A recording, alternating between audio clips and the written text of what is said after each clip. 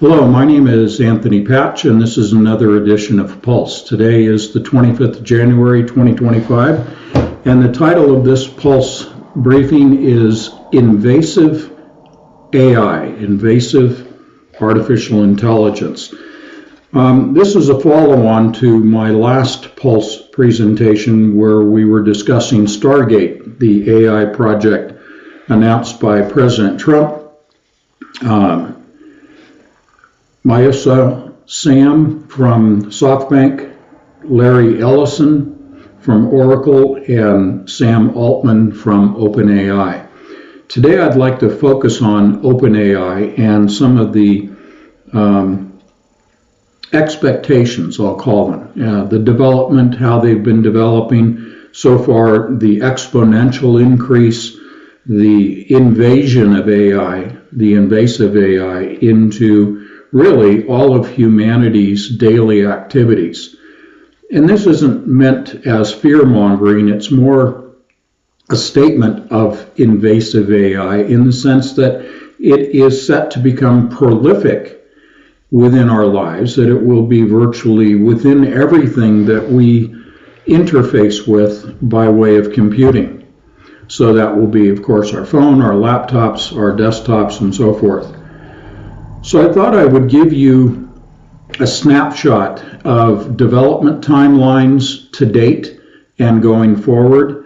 And the best way that I can encapsulate or give you a visual of this rapid advancement of AI. And we're focusing on OpenAI because they really are at this point on the commercial front really the leader in AI development, and it is the company and ChatGPT and another product I'm going to introduce today from OpenAI, really in the commercial space, the leader and the most familiar to most people. But to give you a snapshot of their development, their rate of development, what I introduced over 2 years ago in terms of introducing to our audience on our live streams on our private platform at anthonypatch.com. 2 years ago, we introduced OpenAI. We introduced the nonprofit side that was initiated by Elon Musk, and then has also incorporated the for-profit side, which of course is becoming the largest, as we see with Stargate, the largest portion of the company, but there is still a nonprofit section to that. But that's not my focus for today. It is the for-profit side, which is involved in Stargate with SoftBank and with Oracle, and in addition, NVIDIA and their graphics chipset, their AI chipsets, the GPUs, and also the compute power and substantial financial investment on the part of Microsoft, 51% of OpenAI. But on the product side, it is the exponential that I would provide to you as an image of the growth curve. And so we see a growth curve, we see the early adopters at the lowest end of the curve, sort of the horizontal with a slight increase, early adopters, the innovative stage. Then you begin to see more people come on board with a new product, and the curve begins to move upwards, but it's still a curve. Where we are today in the development curve in this illustration is that there is no curve. Literally, this is a vertical, straight line of development. So we need to move away from, at least I will, move away from the exponential curve of development in AI. And this holds true for other areas, but we're focused on AI, to a vertical line, so that we have an appreciation for the exponential of the exponential of the exponential increase in the development of artificial intelligence. And this is not exclusive to OpenAI. The point here is that what we are looking at is the permutation, the penetration, the invasion into all areas of computing by artificial intelligence. And a lot of this is by way of human involvement, but most of it is the actual compute process. So let's go back on compute, go back to Stargate. That was announced in the executive order issued by the president to keep the United States ahead in the arms race of AI, because literally it is an arms race. We don't need to call it a hot war or a cold war. It's simply an arms race of artificial intelligence, such that the president has determined with the technology sector to maintain and further advance AI development within the United States. And so this is being pushed by all those that are concerned, all those that are involved, for national security purposes, for economic purposes. Thus, this invasion is not so much to be viewed as a negative, although it can be, certainly, but an invasion in terms of the implementation that is being pushed vertically in terms of the pace of implementation, coinciding with the pace of the development of the compute capacity for the training and advancement in the capabilities of AI. It should be appreciated that AI advances based upon its training models. Training models are built by bringing information in, bringing data in, and this really is from the internet itself. And the data is then compiled into training models, specific models for specific tasks. These training models become more complex, thus requiring more computing power, more compute. As we reported 2 years ago, Sam Altman talking about this issue of compute, he made it very clear, and we published his statements in our monthly Entangled magazine. It's been published since June of 2017. In our Entangled magazine, we published his statements in which he said the only thing that limits the development of AI is compute power. So the thing to really appreciate about this announcement by the president and by these three tech leaders of Operation Stargate is that this is the compute power that was spoken of 2 years ago by Sam Altman from OpenAI. And thus, as we advance the compute power by bringing together in partnerships various leading computer tech companies here in the United States, they realize that compute power that exceeds the compute power that China, which is the focal point for the president, the compute power of the United States exceeding that provided or capable of being provided to the training of AI by China. So what we try to do on our live streams is to provide very specific information, details, rather than the headlines, rather than just Operation Stargate and advancing AI or compute. What does compute mean? Because many people have heard this is advancing the compute power of AI. Well, what does that mean? It means that you can build many more training models by gathering more data. The training models themselves can be more specific, thus very rich, very deep, what they speak of in computer programming. The granularity of the training model increases, thus accelerating its capabilities as it interfaces with humans. It should also be appreciated, and we've outlined this for over 5 years now, that as AI advances, it then is able to program itself.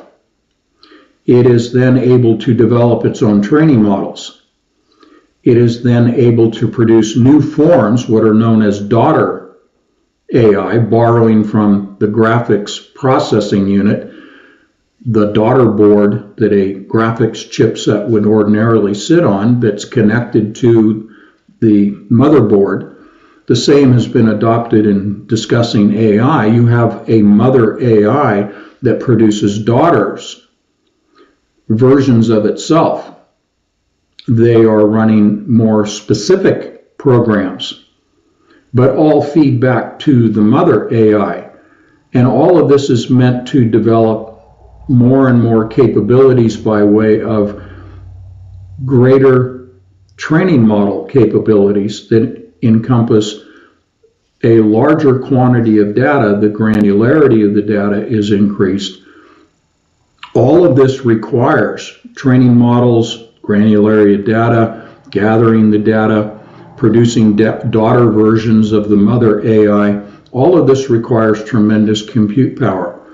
No doubt many of you have followed over the years the progress of NVIDIA, and we too, over 2 years ago, introduced to our subscribers NVIDIA and their chipsets for AI, and underscored this by going back historically for our subscribers and pointing out that back in the early 80s, with the advent of computer gaming and the advancement of the resolution on the computer monitor, the realism of the game, the lifelike granularity, clarity of what they were seeing on the computer screen in the form of a computer game, what advanced that graphics capability in gaming really was simultaneously advancing the ability of AI. AI is based upon gaming chips,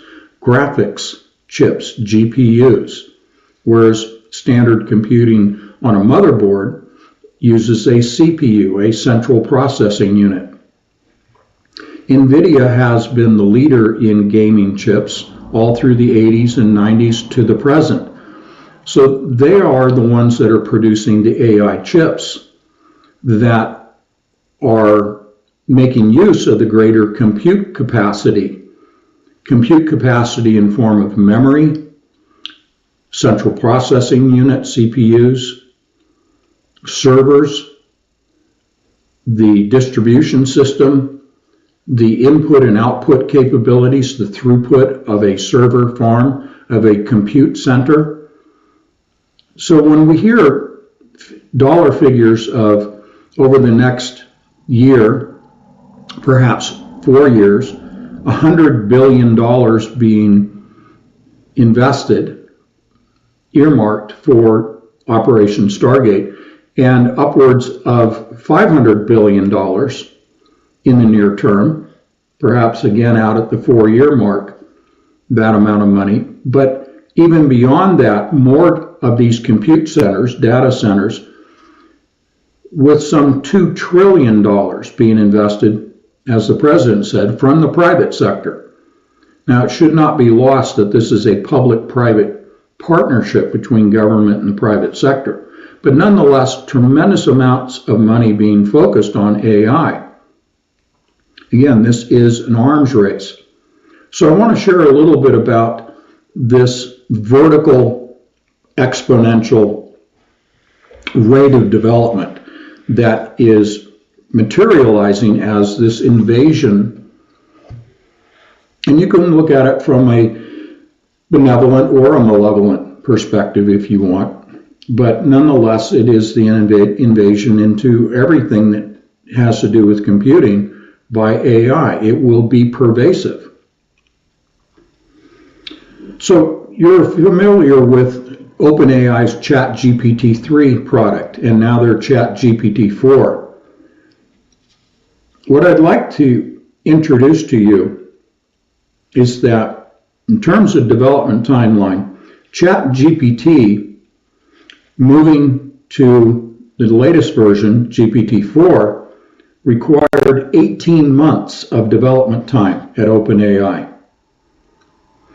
There is a new product that works with ChatGPT that has been developed as not a standalone, but let's call it an accessory or an augmentation to ChatGPT.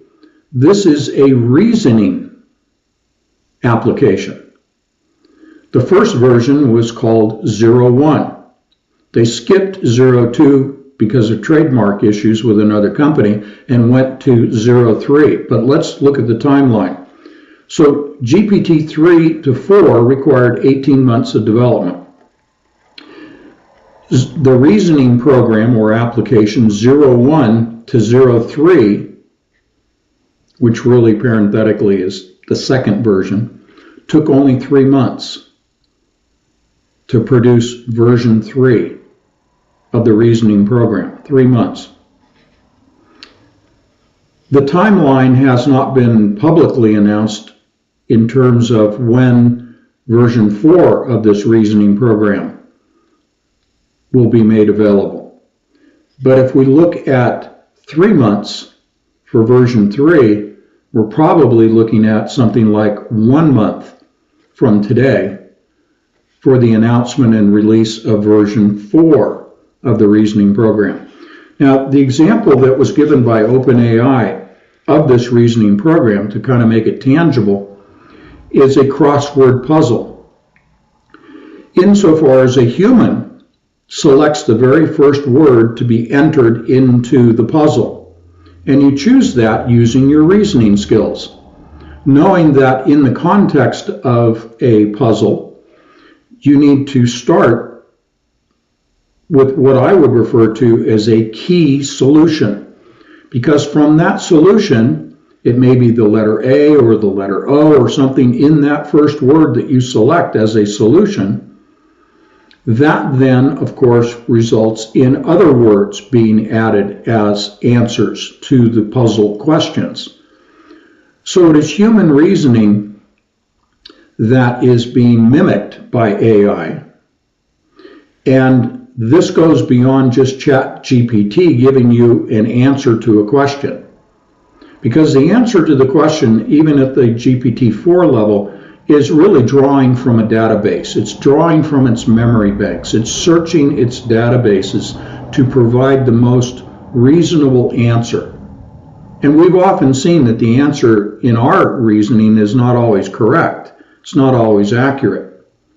So reasoning fits into the context, much like a first word in a crossword puzzle is the context in which the first word as an answer, as a solution, is provided. So reasoning is looking at context for the offered solution from AI to a human, okay? So this ranking, going back to 01, the ranking is a competitive comparison to human programmers, coders. So a coding competition between the reasoning 01 program that works with ChatGPT-4. In the competitive ranking of its coding capabilities, 01, version 1, the reasoning program, was ranked as 1/millionth in the best of coders in the world. It was the millionth best position in the competition with human coders. 02, which has not been commercially made available, it was ranked at the 1,000th level of the best coders in the world.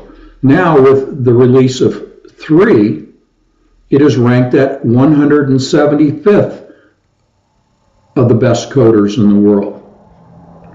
All of this took between 5 and 4 or even 3 months as the advancing, the exponential of the exponential of the exponential learning of the AI program, because of the advancement in the capabilities. Again, what I'm referring to is the granularity of the models, the density of the data in the models, advancing the capabilities of reasoning in comparison to the reasoning of human coders, okay? This is also referred to as inference training, to infer an answer and learn from the answer that was provided, the self-learning error correction capabilities of AI. It learns from its mistakes.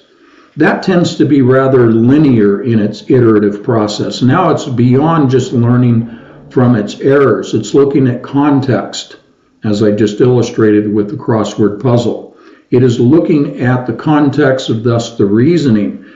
And if you'll recall, this is also semantic meaning, deriving a semantic meaning from the environment, the context in which the question is posed. Thus, inference is not an answer provided just by learning from previous mistakes on the part of AI, but it is looking at the context of the question, and thus it reasons an answer based on context rather than just pure iterative training, okay, or inference training. It goes beyond the linear now to looking at more, call it holistic, if you will, but in the world of quantum computing, this is referred to as combinatorial optimization. So in the world of classical computing of OpenAI right now, this is in the classical compute, this would be considered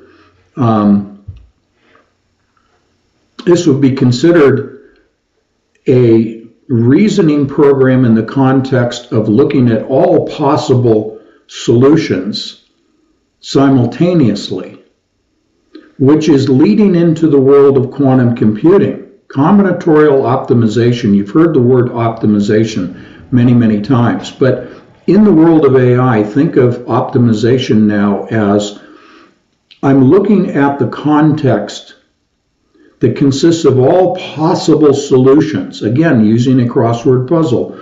What would be the first word in answering the first question?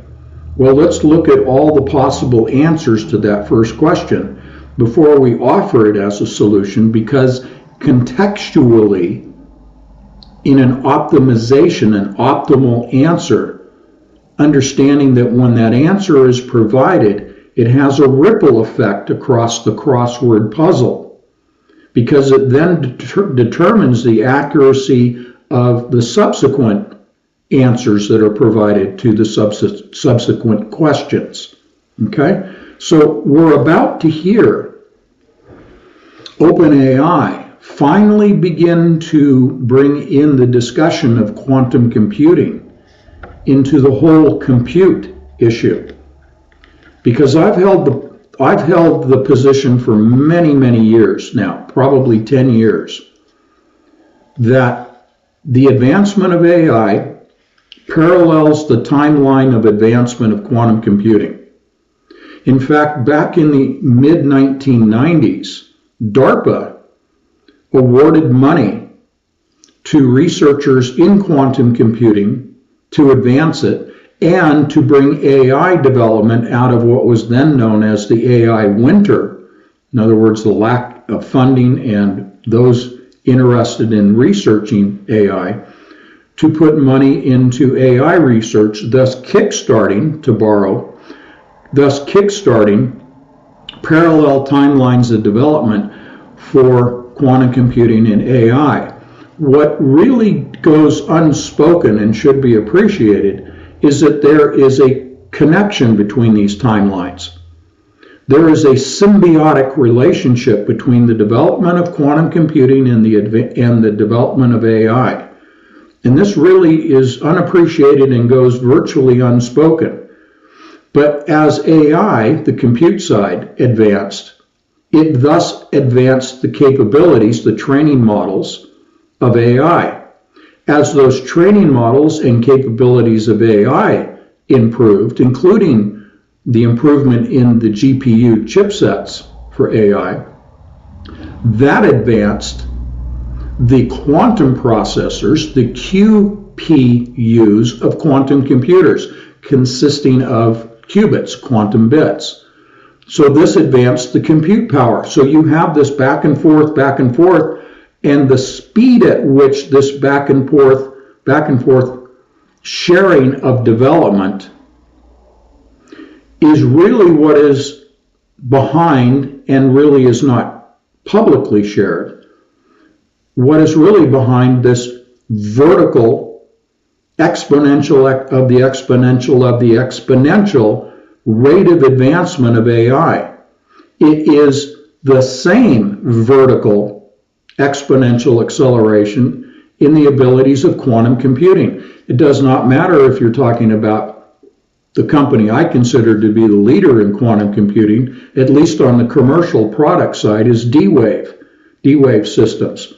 But right there is IBM and Rigetti, and Microsoft is developing their own. So quantum computing is really what is behind the curtain and is most responsible for the leading edge, the tip of the spear AI.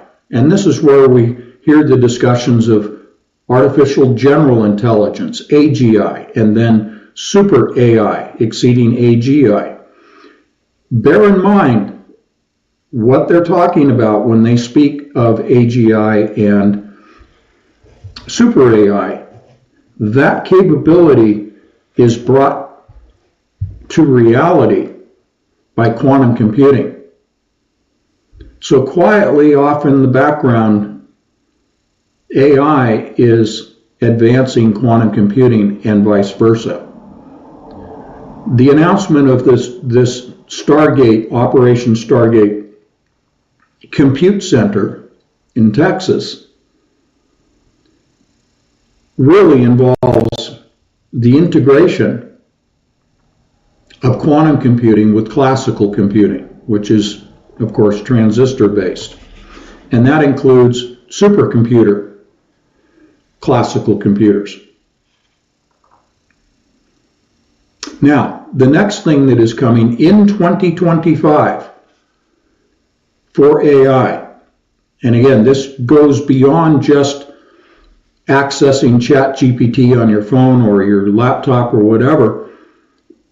What's going to be released this year through OpenAI are agents.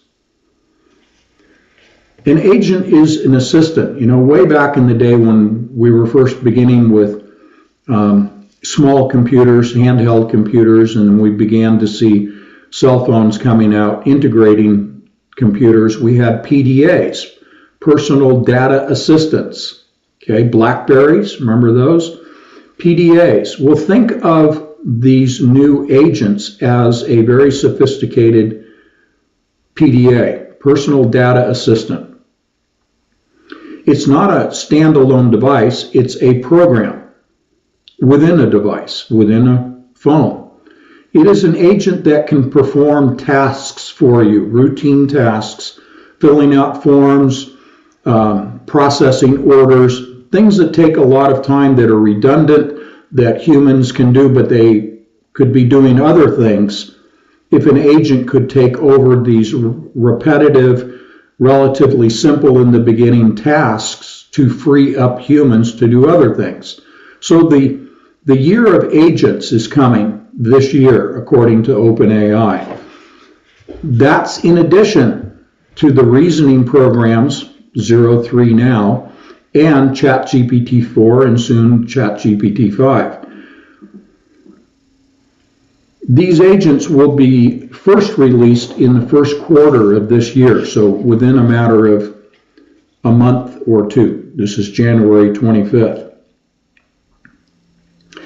So this invasion of AI is really the net positive of AI for the world as it is marketed by OpenAI. They claim that this invasion is a net positive, meaning that the impact of AI in our lives overall will be a positive effect. It will be benevolent to humanity.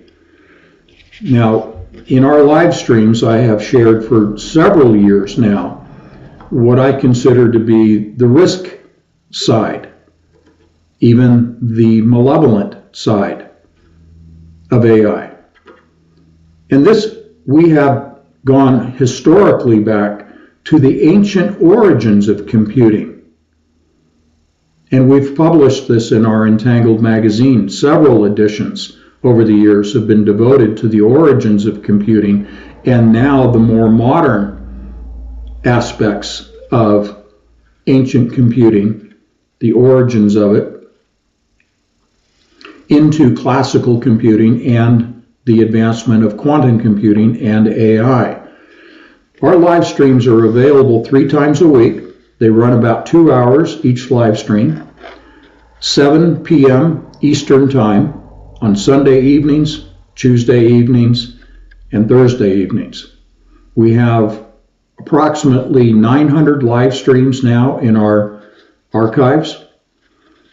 We have, since June of 2017, every edition of Entangled magazine, a monthly magazine available to our subscribers, is available in the archives, all of them, for a simple subscription fee. We set up this live stream environment on our own private streaming platform because of censorship.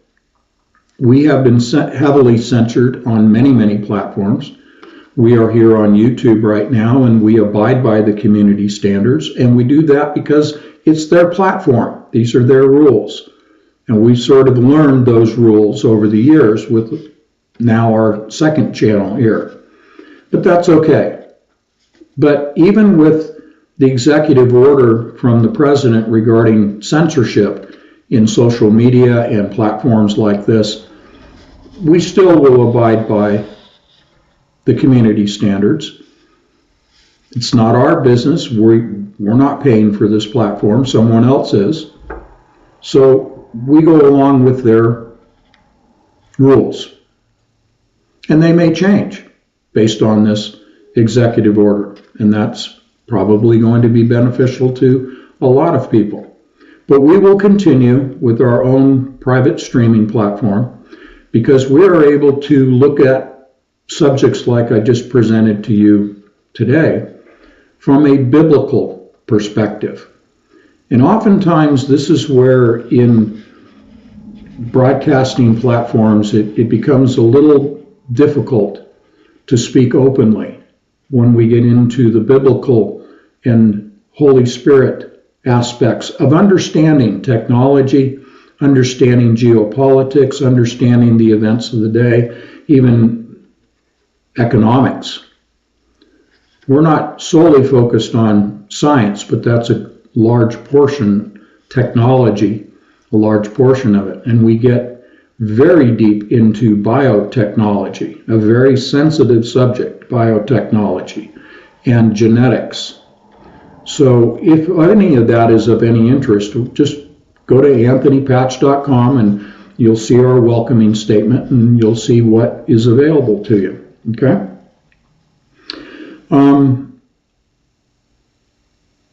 OpenAI and another AI company, Anthropic AI, they are giving, well, let me start with Anthropic. They are on the subject of artificial general intelligence, when that might be achieved. They're saying in 2027. However, what I've just presented to you in this vertical exponential of the exponential of the exponential rate of development of AI, learning from itself, producing its own training models on its own, this advances AI on its own very rapidly. And this is the causality to this invasion of AI, as I'm calling it. AGI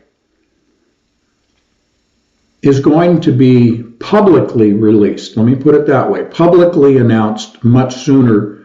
I think it will be announced this year in 2025. I say publicly because for 2 years now, and especially 12 months ago, I 2 years ago said in the realm of conjecture that AGI was about to be achieved, but behind closed doors. We've published the evidence, but I'll just say this. About 12 months ago, OpenAI did achieve AGI behind closed doors. I do think that this year they're going to have to come clean and admit, due to the rate of advancement, which really you cannot hide for much longer, they're going to have to admit that they did achieve AGI. So I think that will be a 2025 event, in addition to this first quarter announcement of the AI assistants, okay? So the agents, the AI agents in this first quarter. When I speak of the exponential of the exponential of the exponential, that's a mouthful. So something that I think that comes out of all of this AI development is a term or a phrase or a label that is known as iteration compression. And I mentioned iteration as I was talking about learning from its mistakes and the linear line of progression and then combinatorial optimization. The iteration compression has to do with this rate of advancement. An iteration is just another version. But if you think in terms of trial and error, which really AI development has gone beyond trial and error, but each version of an AI program, each time it learns, let's be even more specific, which is what we strive to do when we're going through our live streams. Specifically, they're talking about a training model. So the training model AI learns from. Then it obtains another training model. Each of those training models is an iteration. It is an iterative process. You could think of it like a cycle, cycling models through so that the AI is learning from each of those models and learning more and more. And as it learns more, there will be new capabilities built into the AI. They start off with a specific capability, and then it will add more capabilities. It's much like when you download apps on your smartphone. You're adding capabilities to your smartphone. That's a good way of thinking of AI, and it's iterative compression. Those iterations may have occurred in timelines that were fairly far apart, and then the timelines begin to come closer and closer. The timelines of iterations compress until you're almost down to the maximum compression in which the iterative process is ongoing. It's continuous. There is no timeline of iteration anymore. That's where we're at right now. And that's why AGI is really what we should be talking about right now, because the iterative process, the timeline has been so compressed and realized as the verticality of the curve, okay? These agents that I just mentioned are going to have several modalities, in other words, capabilities. Think of modalities like senses. You can access and converse with ChatGPT through text right now. You can through speech. These are modalities. The agents also text and speech, and adding to this, sight. The agent being able to view, with your permission, your screen on your computer and be able to recognize still images, video images, audio files, MP3s and the like, and be able to work with you as if the agent is sitting looking at your computer screen or your phone with you. Okay? The discussion of robots came up, and OpenAI is saying that it will be about 2026 before OpenAI really incorporates AI into robots. No doubt you are aware of many companies that are already attempting to do this already, to bring more and more AI capabilities into a robot system, okay? But they're saying, well, it may be 2026 before we get into robots. Just to give you some perspective, again, context of what we're talking about in terms of this invasive AI, right now, just working with OpenAI, OpenAI, as a provider of what are known as first-party products, they work now with people that are using their first-party product, ChatGPT-4. There are over 300 million users around the world, users of ChatGPT-4 on a daily basis. There are API developers working with OpenAI, numbering some 3 million API developers. So this contributes to all of what I'm talking about here in terms of the invasion. I want to speak for just a couple of minutes, and this is a little bit longer pulse video than we normally do. I'm trying to look at my time counter here. Anyway, we'll go on. I want to do geopolitics for a moment, bring in the President of the United States, and many of you may have watched his video presentation to the World Economic Forum that was in session in Davos, and President Trump was in the United States giving his presentation. He upset the apple cart.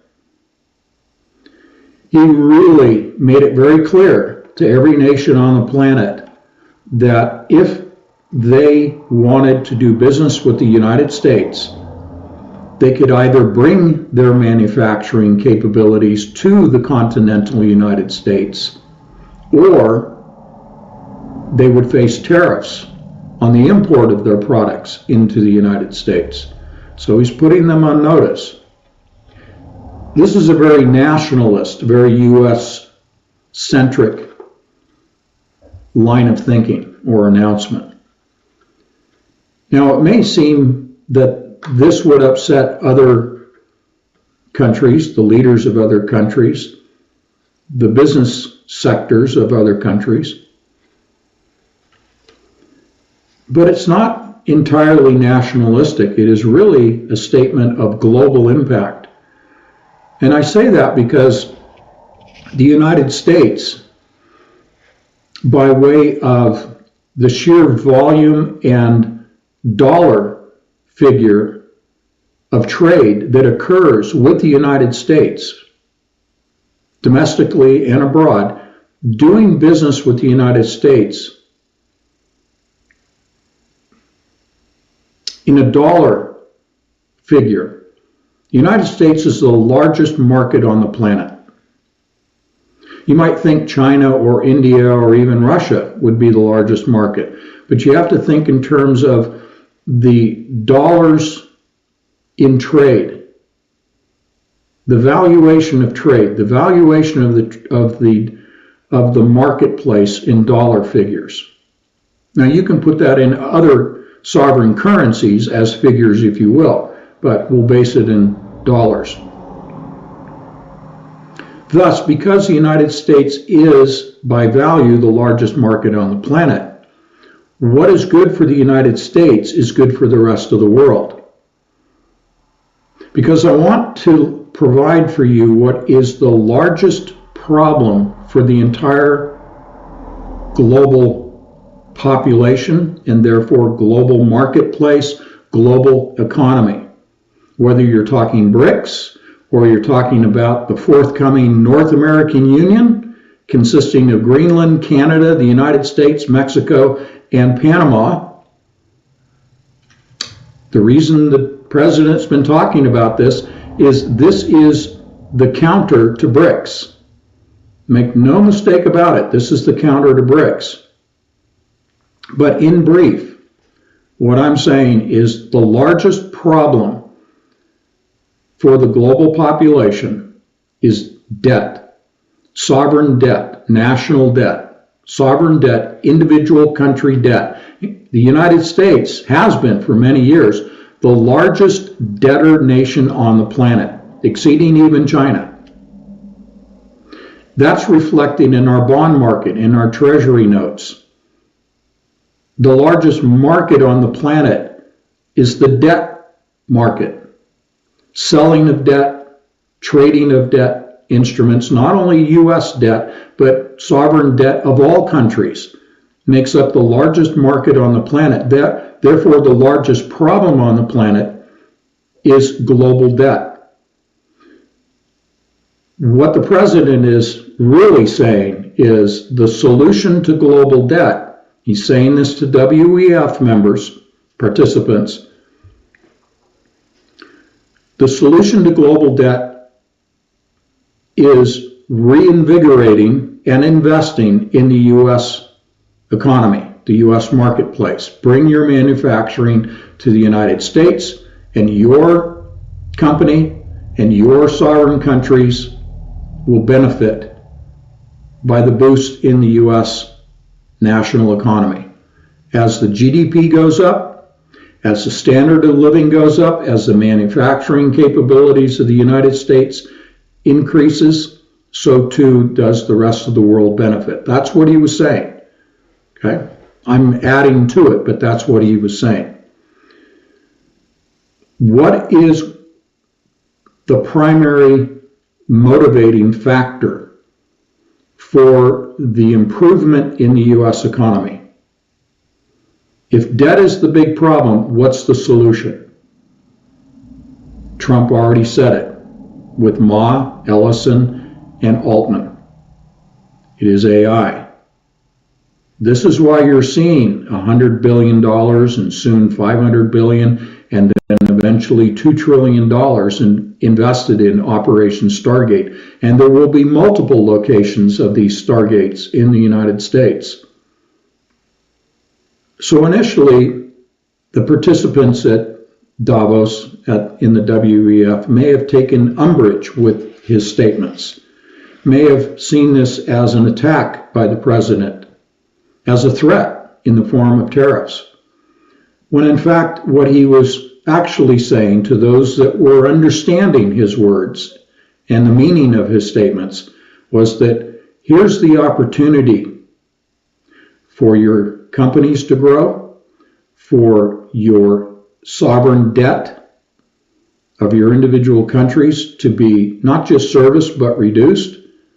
By reducing the U.S. debt, when you bring the U.S. debt down, you bring down the sovereign debt of other countries, which, by the way, a great many countries only remain solvent and operational because of the foreign aid that is provided by the U.S. government. And Donald Trump just announced that there is a pause in all foreign aid to back up what he just said at the WEF. In a way, he has thrown down the gauntlet. He said, enough is enough. We are not paying for your governments to operate. We're not going to fund your militaries. You are going to, if you're a member of NATO, contribute 5% of your GDP to NATO, or we're going to pull out. The United States, Donald Trump just pulled all funding for the WHO. The U.S. is no longer participating in the WHO. Now, it can be interpreted, all of these topics I've presented, they can be interpreted as positive or negative, or a mixture of both. I'm simply reporting on this and trying to lend some context and some perspective and some depth of explanation. But I'm limited on my time here, and so I just encourage you to join us as a subscriber at anthonypatch.com, where I really go into depth and I go into detail and I try to make it very understandable, try to keep the arcane language of economics or science and technology translated into everyday terminology and make it applicable and usable on a daily basis by you. That's the mission. And we do this from a biblical perspective. So if this sounds of interest to you, you're more than welcome to join our learning environment as we describe it. And through Band, we have the opportunity to have a chat room, and you have an opportunity to, if you choose to have personal conversations with me one-on-one. This includes my wife, Kathleen. She's an excellent researcher. She's an excellent speaker. She joins me, not on every live stream, but on most live streams, to add to this learning environment. We both function as teachers. We function as reporters. We are trying to develop friendships and fellowship with you. And we also have, as I just mentioned, those personal Skype calls or cell phone calls with members so that you can ask specific personal questions about any of the topics that we cover here. But you can also participate with your questions in the chat room, provided it banned on the band platform. All right, so we'll wrap it up here. We will be broadcasting again on our private live stream Sunday night, 7 o'clock Eastern, for about 2 hours. Thank you for your time and attention.